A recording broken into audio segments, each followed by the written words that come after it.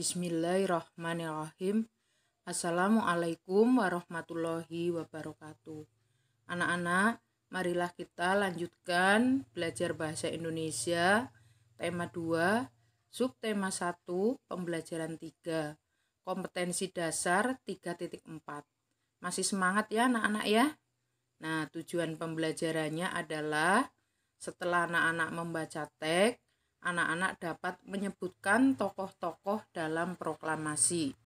Sebelum membaca teks, marilah anak-anak simak tokoh-tokoh dalam peristiwa proklamasi kemerdekaan Indonesia berikut ini. Yang pertama adalah Insinyur Soekarno. Insinyur Soekarno merupakan salah satu orang yang berjasa dalam mendirikan negara Republik Indonesia sebagai negara yang berdaulat. Peranan beliau yang pertama adalah merumuskan naskah proklamasi bersama Dr. Andes Muhammad Hatta dan Ahmad Subarjo. Yang kedua, menuliskan naskah proklamasi dan menandatanganinya atas nama bangsa Indonesia. Dan yang ketiga adalah membacakan naskah proklamasi pada tanggal 17 Agustus 1945. Yang kedua adalah Dr. Andes Muhammad Hatta. Beliau dikenal dengan sebutan Bung Hatta. Peranan beliau dalam proklamasi kemerdekaan Indonesia adalah yang pertama, merumuskan naskah proklamasi bersama Insinyur Soekarno dan Ahmad Subarjo. Yang kedua, mendampingi Insinyur Soekarno ketika membacakan naskah proklamasi. Beliau juga ikut menandatangani naskah proklamasi Indonesia. Yang ketiga adalah Ibu Fatmawati. Ibu Fatmawati adalah istri dari Insinyur Soekarno.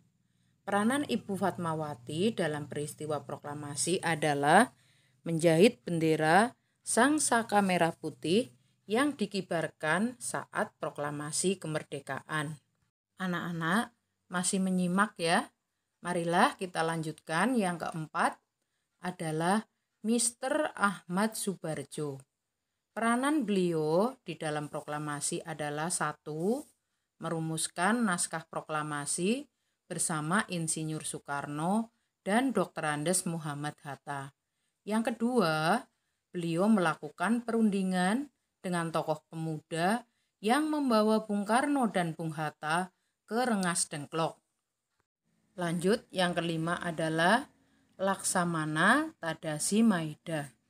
Laksamana Tadasi Maeda adalah seorang perwira tinggi Angkatan Laut Kekaisaran Jepang. Walaupun beliau orang Jepang, beliau rela membantu Indonesia karena simpati terhadap perjuangan rakyat Indonesia.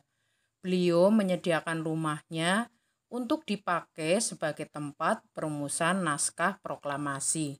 Berikutnya, yang keenam adalah Sayuti Melik.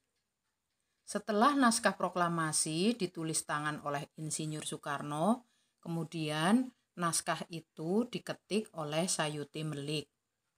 Berikutnya, yang ketujuh adalah Latif Hendraningrat. Dalam peristiwa proklamasi kemerdekaan, Latif Hendraningrat bertugas sebagai pengibar bendera Sang Saka Merah Putih.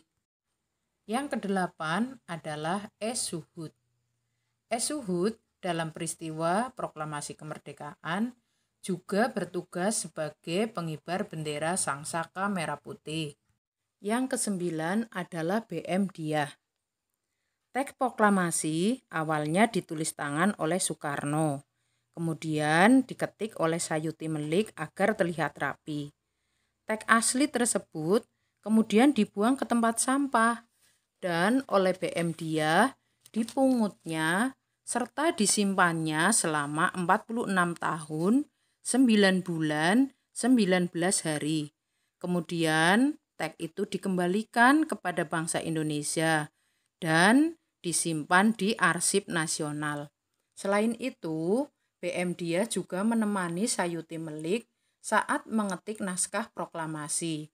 Beliau juga menyebarluaskan berita proklamasi kemerdekaan Republik Indonesia. Demikian, sekilas tentang tokoh-tokoh dalam peristiwa proklamasi kemerdekaan.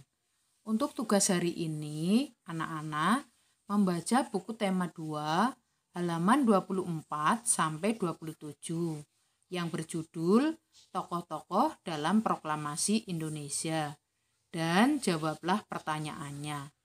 Nomor 1. Siapa tokoh yang memproklamasikan kemerdekaan Indonesia? 2. Di mana Bung Hatta dilahirkan? 3.